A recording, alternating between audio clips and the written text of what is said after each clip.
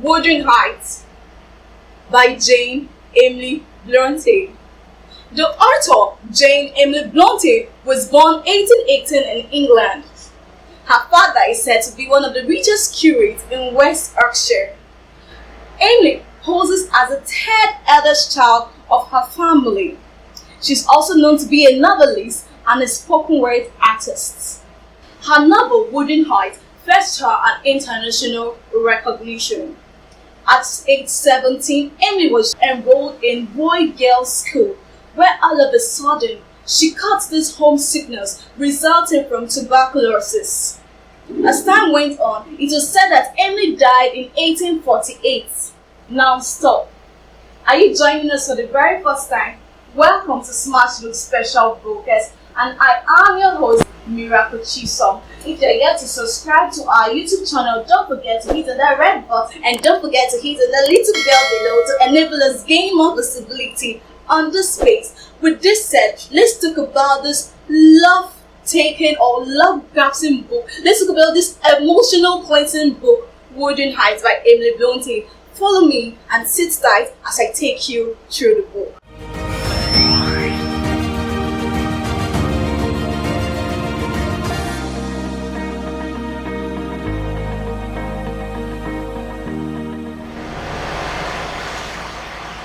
When you hear the word wuthering, the first thing that should come to mind is stormy or windy environments. And that's what this book is all about. This book opens its setting in 1808 when Mr. Lockwood, a hater of mankind, is a misanthropist, came to a place called Wuthering Heights. He got an apartment in Thrush Grange where Mr. Heathcliff happens to be his landlord. Mr. Heathcliff, being very happy for seeing another human after so many years, was ready to accommodate Mr. Lockwood in his environment.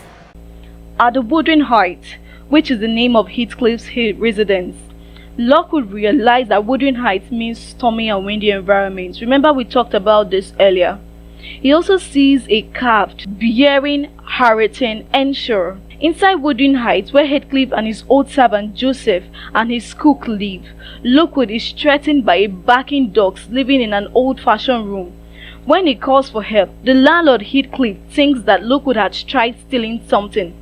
Despite the rudeness and embarrassment, Lockwood still finds himself relaxed with Heathcliff. Heathcliff, on the other hand, invites Lockwood to come the next day. Remember that the both of them are now tenants in an isolated environment. Lockwood, on the other hand, comes the next day at Thrush Grange, visiting for the second time, but this time around it was snowy and it was cold.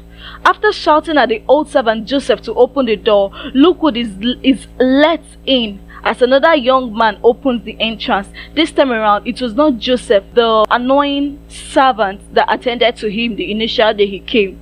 The kitchen is warm and Lockwood thinks that the young beautiful woman he meets there is Heathcliff's wife. The young lady scornfully refuses to converse with him when he tries to talk with her. Lockwood feels embarrassed and worse still, she refuses to make tea for him unless Heathcliff says so. Lockwood is rudely corrected as he comes to understand that the lady is Heathcliff's daughter-in-law, and the young man who opens the door for him when he came this time around is Harrington Ensure. Due to the heavy downfall, Lockwood demands an umbrella in order to go home, but then it was denied of him. And then Mr. Heathcliff suggested that he stays over in Thrush Grange, which is the Wuthering Heights, for the night. Having been ushered into a chamber by Zelia, one of the house servants, being left alone, Lockwood sees some names like Catherine Linton, Catherine Heathcliff written over the window edge.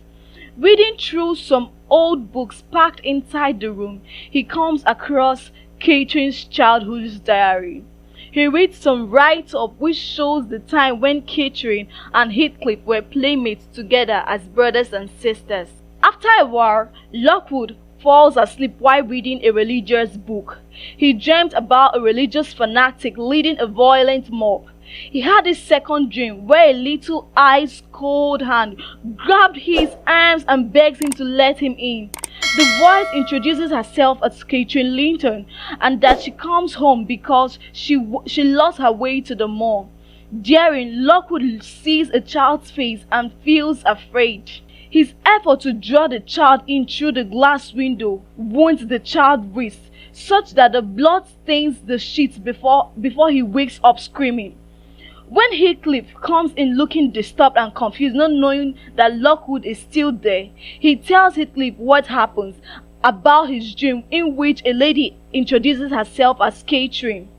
The name worries Heathcliff and makes him to be angry. Lockwood, who overhears Heathcliff pleading to Cathy to come in at last. Now this time around, for the first time, Lockwood is seeing that his landlord is actually not normal. Somehow Lockwood is embarrassed by the landlord's agony. He was like, why is the woman being acting like that? I just told you I saw a dream and now you're talking to the space, telling the space and calling the name Catherine, please come in finally. Again, he witnesses in the morning an argument between Heathcliff and the young girl who attended to him the previous day, but this time around she was reading a book. He saw an argument, a banter between an elderly Heathcliff and a young girl. She resists Heathcliff's bully before she sees Lockwood off. Being so bored and weak after his adventure to Heathcliff's house, Lockwood asks his housekeeper, Ellen Dane. Please, let's take note of that name, Ellen Dane, to tell him what he knows about Heathcliff and the old families of the area. Remember that the both of them are the only people in Wuthering Heights, the isolated area, the windy area. Ellen informs Lockwood that Heathcliff is a rich and stingy man. According to the housekeeper, Ellen Dane, she says Heathcliff has no family since his son died. It was through Ellen we got to know the scene that played out before now. Sit tight as Ellen Dean takes us through the events that took place even before now. Ellen Dean opened our eyes to the events that occurred before now. Through Ellen Dean, we got to know of Mr. Enshon. One day, Mr. Enshon returned with a dirty, ragged, black-haired child found starving on the street. The boy was named Heathcliff and was adopted into the family but not fully welcomed by Miss Enshaw and Headley. Catherine and Heathcliff became very friendly and he also became Mr. Enshaw's favorite child. Hindley, on the other hand, was jealous and unhappy, thinking that Heathcliff has taken his place in the family. And even when Enshaw made clothes for them, Heathcliff chose the finest of it. When Heathcliff claimed that Hindley threw a heavy iron at him, Heathcliff threatens to report him to Mr. Enshaw. When Mr. Enshaw becomes old and sick, he is obsessed with the fear and idea that people do not like his favorite child, Heathcliff. Being a spoiled child, Heathcliff grows more bitter against the situation and is sent away to college. More still, the old Joseph, the religious fanatic, uses his religious influence over Mr. Enshaw, causing him to separate his children. To ensure he thinks Hindley is useless, he also hates Cathy's playfulness and high-spiritedness. Cathy is too fond of Heathcliff and likes to order people around as Heathcliff is ready to carry out all her requests. At last, Enshaw died one evening. Cathy does not know until she goes to kiss her father goodnight and then discovers that he has died. However, the two children cried out their eyes in full measures. And later they consoled themselves, believing that the old man was in heaven. Mr. Hindley comes home for his father's funeral. Unexpectedly, he returns with a pregnant wife. Hindley also comes back with new rules and strange manner, upon which he orders servants to go and live in inferior quarters. He does not spare Heathcliff as he treats him like other servants, stops his education and makes him to work in the field like any other farm boy. Heathcliff does not feel it initially because Cathy teaches him what she learns, helped him to work and also assisted him in the field. Even Nellie ran away from the house until the punishment was over. And so, on this beautiful day, Cathy and Heathcliff went to spy on their rich first-class neighbor called Mr. Linton when they met Edgar and Isabella crying over who to hold the pet dog. They try to escape after making some frightening noises, but the bulldog bites Cathy on her legs and holds her still. She asks Heathcliff to escape, but he comes to her rescue, trying to pry the dog's jaw open. Mr. and Mrs. Linton takes them as tip, but surprisingly, Edgar recognizes Cathy as young Miss Henshaw, and the parents frown at her wild behavior, especially at Heathcliff for being allowed to keep company with Cathy. Remember that Heathcliff was hated by the neighborhood for being a vagabond. Suddenly, the two couples treat Cathy with care and drives out Heathcliff. He returns to the Wuthering Heights after ensuring that Cathy is in a safe hands and then told Hindley everything that happened. He accepted the idea of separating Cathy and Heathcliff. As a result of this, Cathy stayed long in Linton's family, trying to recuperate from the dog's bite. Cathy stays at Thrushcross Grange for 5 weeks until Christmas. By the time she returns home, she has become a transformed lady trained to keep certain restrictions. To Heathcliff, she hurt his feeling by comparing his darkness and dirtiness to Edgar's and Isabella's fair complexions and clean clothes. In her absence, he has been neglected and made to live like a farm boy. Carter's new polished lifestyle and cruel treatment of Hindley hurt him the more. Still, Carter's love for Heathcliff has not changed, but Heathcliff does not know. Rather, he runs out and refuses to come in for supper. After the visitors left, she went to see Heathcliff. She begs him to eat something, but then Heathcliff keeps saying that the only thing that makes him happy now is revenge, that the thought of revenge makes him happy. Heathcliff's disappearance left Catherine with no choice but to marry Edgar, Isabella's brother. Just within 1 year of her marriage, Heathcliff comes back, asking Nellie to inform Catherine of his visit. He looks totally changed, with good manners and educated speech. Catherine is happy to meet with Heathcliff, but Edgar refuses to be happy. Heathcliff's frequent visits to the Linton's family makes Edgar's sister Isabella to fall in love with him, to the dislike of her brother. But Heathcliff confides in Catherine that he will marry Isabella because of her money and to make Edgar unhappy. Later, Edgar comes inside and wants to know whether Catherine will quit her friendship with Heathcliff. Instead, Catherine runs into her room and refuses to either come out or eat for many days. Catherine, having stayed alone for 3 days in her room, requested for food and water from her househelp Nellie Dean. On the other hand, Nellie returns from the hospital where she went to see a doctor. On her arrival to the Thrushcross Grange, she realizes that Isabella has disappeared with Heathcliff. She quickly calls the attention of her brother Edgar, who showed no concern. After 2 months, Catherine is diagnosed with a brain fever while being pregnant.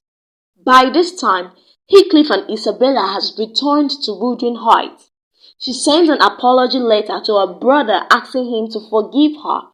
Edgar, on the other hand, refuses to reply to her letter. Again, with her experiences with Heathcliff, she sends another letter to Nellie asking whether Heathcliff is a demon or a madman. In Wuthering Heights, she sees the place as very dirty, uncivilized, and unwelcoming. According to Isabella, Joseph is rude to her, Harrington is disobedient, and Hindley is a semi-detached or shattered madman, and West Heathcliff treats her cruelly, to the extent that he refuses to allow her sleep in his room. She discovers that Hindley had a pistol which he plans on killing Heathcliff. In a nutshell, she feels miserable and regrets her marriage. Catherine is totally changed by her sickness. As Nellie keeps the door open, Heathcliff comes in and Catherine is eager to see him. Their coming together is somehow bitter and sweet. Right there, Catherine accuses Heathcliff of having killed her, but Heathcliff cautions her not to say such a thing to avoid hurting him. In return, Heathcliff accuses her of abandoning him, for which Catherine asks him to forgive her, knowing that she will not be at peace even at death. They hold themselves closely and cried until Nellie informs Heathcliff that Edgar was back. Even when Heathcliff wants to go, Catherine refuses, since she's dying and will never see him again. He agrees to stay in the cause of the agitation. Nellie discovers that Catherine has fainted. Edgar comes in and then Heathcliff hands over Catherine's body to him and tells him to take care of her. Around midnight, Catherine delivers a child and also names the child Catherine Linton. This child is the teenage girl Lockwood saw at the Wuthering Heights in the beginning of the play reading a book. The young girl he mistook to be Heathcliff's wife was actually young Catherine Linton, Catherine's ancient baby's child. At the point of Catherine Linton's birth, nobody cared for the child, and Nellie wished that the child had come as a boy. But even at death, Catherine's cup looks peaceful and beautiful. It was right there Nellie concludes that she must have made heaven.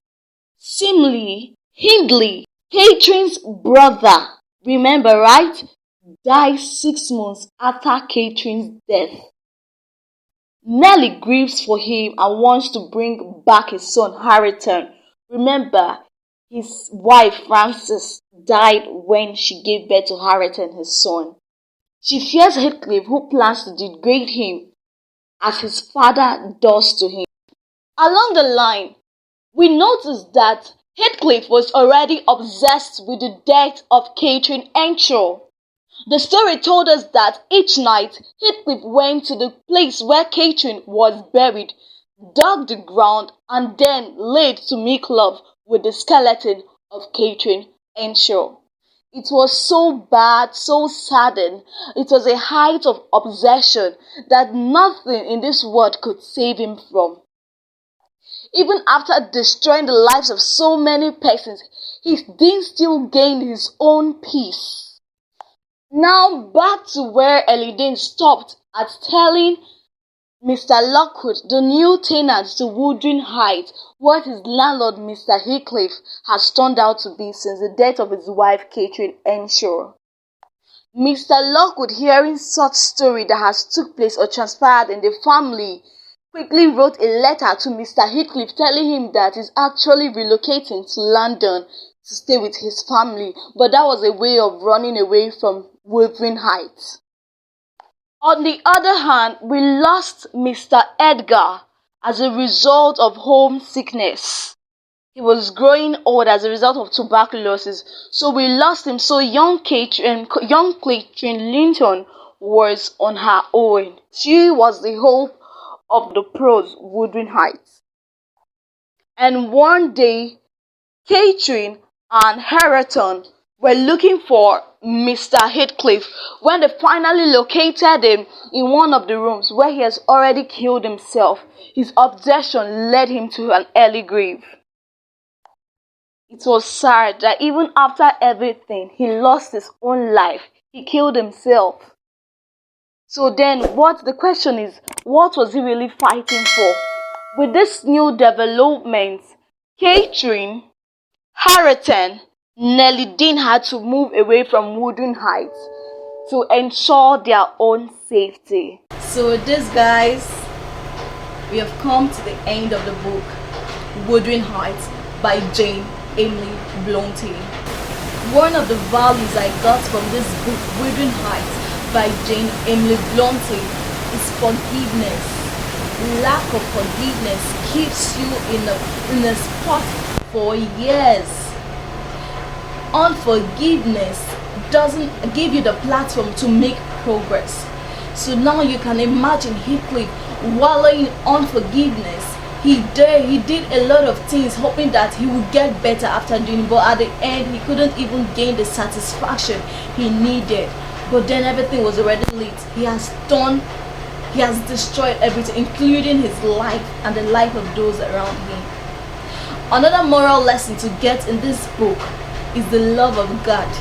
Because the love of God wasn't introduced in this book, we could see what human love ended up. We could see Catherine killing herself because of Heathcliff. We could see Heathcliff going haywire because of Catherine. But if the love of God was introduced to us, I'm pretty sure Catherine would have had a first love. Heathcliff would have had a first love too. But then it wasn't introduced to us, and this is why we'll bless the Lord for bringing us to the end of this book. Heavenly Father, we just want to say thank you for helping us going through this book. We bless your name, and Lord, we receive the mindset of the Creator, and we have a better understanding of your love. Do it as your pleasure right now in the name of Jesus. Amen. So guys, don't forget to subscribe to this channel, click on the notification bell, like our page, share our link with your young ones, with a lover of books out there. Watch out for our next video. Bye.